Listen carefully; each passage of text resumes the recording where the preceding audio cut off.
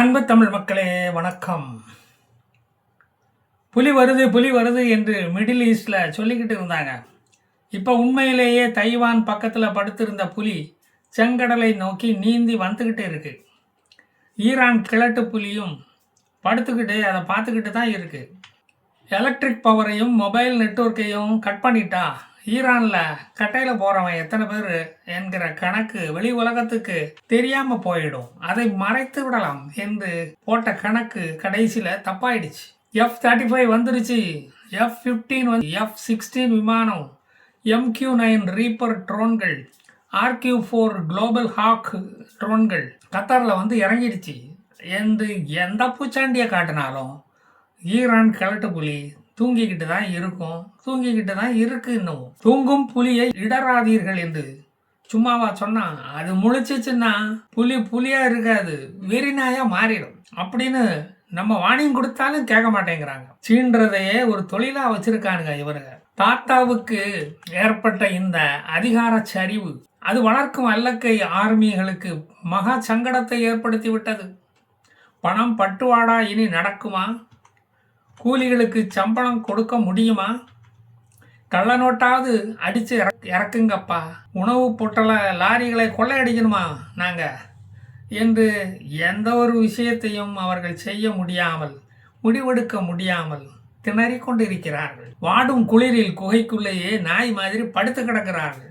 விடியறதும் தெரியாமல், இருட்டுறதும் தெரியாமல், கரண்ட் இல்லாத நிலாவில் குடியிருக்கிற மாதிரி இருக்கிறது என்று அவர்கள் சொல்லுகிறார்கள். நிலாவிலேயாவது கொஞ்சம் சூரிய வெளிச்சம் அப்பப்போ வரும். இங்க விடியலே இல்லாத ஒரு தேசமெல்லாம் இருக்கு. ஹமாசுகள் ஆயுதங்களை ஒப்படைக்க கேலண்டர்ல நல்ல நாள் பார்த்தீங்களா இல்லையா என்று கேட்கிறார்கள்.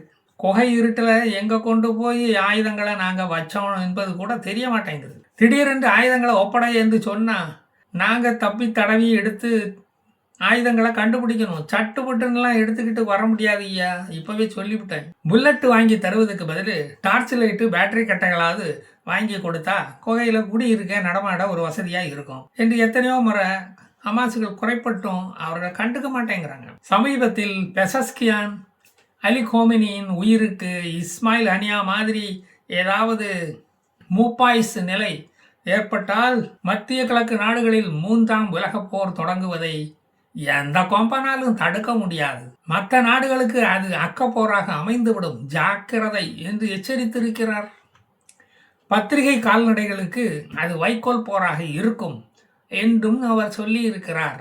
சிரியாவில் குடைச்சல் கொடுத்து கொண்டிருந்த இந்த குர்திஸ் படைகளை அல்-ஷாராவின் இராணுவம் பின்வாங்க வைத்தாலும் அது ஒரு தூக்க மாத்திரை சாப்பிடும் தூங்கும் புலி என்பதை மறக்க வேண்டாம் என்று IDF இராணுவம் அல்-ஷாராவுக்கு சொல்லி இருக்கிறது.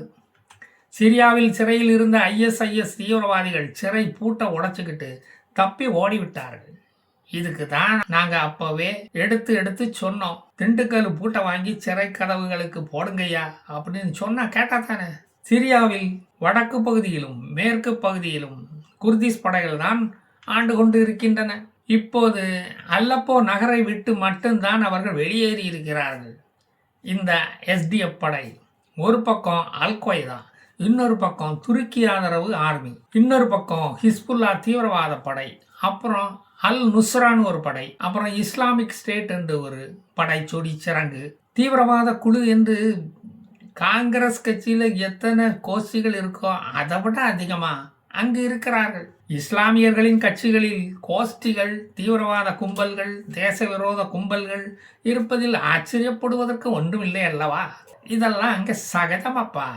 இந்த ஒப்பக்க நாடுகளுக்குள் ஒரு ஒற்றுமை கிடையாது. ஷியா முஸ்லீம் சன்னி முஸ்லீம் வளர்ந்து விடக்கூடாது என்று நசுக்கி வாழ்பவன், சன்னியும் கூட இருந்தே குழிப்பறிப்பவன். இவங்களை நல்லா வளர்த்து விட்டுருக்கான் ஐயா இந்த அல்லாஹ். கோவினியிடம் எது வந்தாலும் நாங்கள் பார்த்துக்கிறோம், அவசரப்படாதே, நீ எதுக்கும் கவலைப்படாத அப்படின்னு சொன்ன சீனாவும் ரஷ்யாவும் இப்போ ஒன்றுமே பேசாமல் ஒதுங்கி இருக்காங்க. ஏண்டா அன்னைக்கு நாங்கள் பார்த்துக்கிறோம் அப்படின்னு சொன்னேடா, இப்போ எதுவும் பண்ணாமல் பேசாமல் கண்டுக்காமல் இருக்கீங்களாடா என்று தாத்தா கேட்டதுக்கு நாங்கள் அன்னைக்கு என்ன சொன்னோமோ அதைத்தான் செய்து கொண்டு இருக்கிறோம். அன்னைக்கு என்ன சொன்னோம்? நாங்கள் பார்த்துக்கிறோம் அப்படின்னு தானே சொன்னோம், பார்த்துக்கிட்டு தானே இருக்கிறோம். சொன்னதை செய்யும் பரம்பரை நாங்கள், திராவிட பரம்பரை. தெரிஞ்சுதா? நாங்கள் யுத்தத்தில் குதிச்சா டெஹ்ரான் ஊர் ஒரு ஹிரோஷிமா ஆகிவிடும். அதனால ஜாக்கிரதையாக டெலஸ்கோப்பை வச்சு நல்லா பார்த்துக்கிட்டு தான் இருக்கிறோம். அன்னைக்கு ஒரு பேச்சு, இன்னைக்கு ஒரு பேச்சு என்பதெல்லாம் எங்க கிட்ட கிடையாது. மத்திய கிழக்கு திராவிடத்துக்கிட்ட கிடையாது. அதை முதல்ல நீங்க புரிஞ்சுக்கோங்க. என்னைக்கும் ஒரே பேச்சு தான். பேச்சு பேச்சா தான் இருக்கும். யாரும் எதை சொல்லியும் எங்களை குழப்ப முடியாது என்று அவர்கள் சொல்லிவிட்டார்கள் தெளிவாக. பணக்கார ஈரானியர்களிடம் இருந்து தங்க கட்டிகளை வாங்கி கொண்டு நார்வே, ஸ்வீடன் போன்ற நாடுகள் தற்காலிக குடியுரிமையை கொடுத்துள்ளலாம். கோமெனியும் எனக்கு ஒரு இடம் அங்கே கிடைக்குமா என்று, நான் வேணா மாறு வேடத்தில் நான் அங்கே வர தயார் என்று சொல்லி பார்த்தார். எடைக்கு எடை தங்க கட்டி தர தயார் என்று அவர் அறிவித்துள்ளார். ஆனால் அங்கிருந்து பதில் ஒன்றும் வரவில்லை.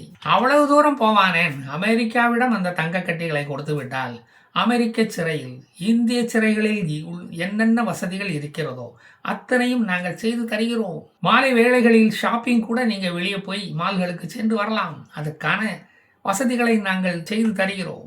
அதற்காக பெங்களூர் பரப்பனஹள்ளி சிறையில் போய் நாங்கள் ட்ரைனிங் எடுத்துட்டு வந்திருக்கோம். அது தெரியுமா உங்களுக்கு? இந்திய சிறைச்சாலைகளை போல அமெரிக்க சிறைச்சாலைகளை ஒரு ஓல்டேஜ் ஹோமாக நடத்த நடவடிக்கை எடுக்கப்பட்டு கொண்டு வருகிறது. அதை நாங்கள் எவ்வளவோ எடுத்து சொன்னாலும் கோமெனிக்கு புரிய மாட்டுக்கு, நம்பிக்கை வரமாட்டேங்குது. நார்த் வெஸ்டர்ன் ஈரானில் உள்ள டப்ரிஸ் நகரில் உள்ள ஆயுத கிடங்கை விஷமிகள் யாரோ தீ வைத்து எரித்து விட்டார்கள். அது அங்கு பற்றி எரிந்து கொண்டிருக்கிறது. ஈரானை தீவிரவாதிகளின் தீவட்டி ராஜ்யம் என்று சும்மாவா சொன்னான்?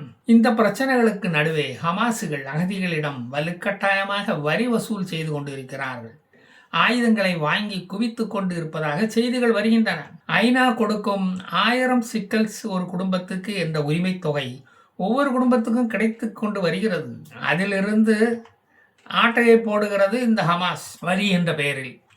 இதற்கிடையில் மிசைல் சிட்டி என்று அழைக்கப்பட்ட ஒரு இடம் இப்போது எங்கு இருக்கிறது என்று லெபனான் நாட்டு புதைபொருள் ஆராய்ச்சியாளர்கள் தேடிக்கொண்டு வருகிறார்களாம். ஒரு தடயமும் இதுவரை சிக்கவில்லையாம்.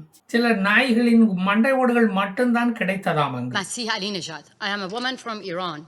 Mr. President, Excellency, members of the Council, I am honored to be invited by the United States to testify before United Nations Security Council. I am here today to warn you, on behalf of millions of Iranians, what is needed now to bring justice to those who order massacre in Iran is real and concrete action against a regime that do not understand the language of diplomacy. The United Nations has failed to respond with the urgency this moment demands. The Security Council himself, the Secretary General himself, has not spoken publicly against the massacre unfolding in Iran. Only a written statement through his spokesperson, silence at this moment, send a signal, send a message to the killers of young protesters alongside their family members. மாசிக் அலி நெஜாடு என்ற ஈரானிய பெண்மணி ஐநா சபையில் பேசிய பேச்சை நீங்கள் கேட்டீர்களா? ஈரானிய மக்களின் பணத்தை கறந்து தீவிரவாதிகளுக்கு கொடுக்கும் பயங்கரவாதி கோமெனி என்னை கொல்ல 3 முறை முயற்சித்தார். எனவே நான் நாட்டை விட்டு வெளியேறினேன். என் கண்முன்னே என் மக்கள் மடிந்து விழுவதை என்னால் பொறுத்து கொள்ள முடியவில்லை. இறந்தவர்களின் குடும்பத்தை சந்தித்து ஆறுதல் கூற முயற்சித்த போது கூட என்னை அவர்கள் தடுத்தார்கள். இறந்தவர்களுக்காக ஆதரவாக இருந்ததற்காக கூலிப்படையை வைத்து புரூக்ளினில் உள்ள எனது வீட்டில் அவர்கள் கொல்ல முயற்சித்தார்கள். அமெரிக்க ஏஜென்ட் என்று என் மேல் முத்திரை குத்தினார்கள், குற்றஞ்சாட்டினார்கள். எனது லைஃப் டேஞ்சராக இருப்பதை பார்த்து அமெரிக்க அரசாங்கமே எனக்கு போலீஸ் பாதுகாப்பு கொடுத்து கொண்டு இருக்கிறது. அதற்காக நான் அமெரிக்காவுக்கு நன்றி தெரிவித்துக் கொள்கிறேன் என்று அவர் பேசியிருக்கிறார் ஐநா சபையில். 3 புதிய F-35 ஜெட் விமானங்கள் இஸ்ரேலில் வந்து இறங்கியுள்ளது. ஈரானிடமிருந்து இஸ்ரேலை தாக்கும் திட்டத்தை அது இப்போதைக்கு ஒத்திவைத்து விட்டது.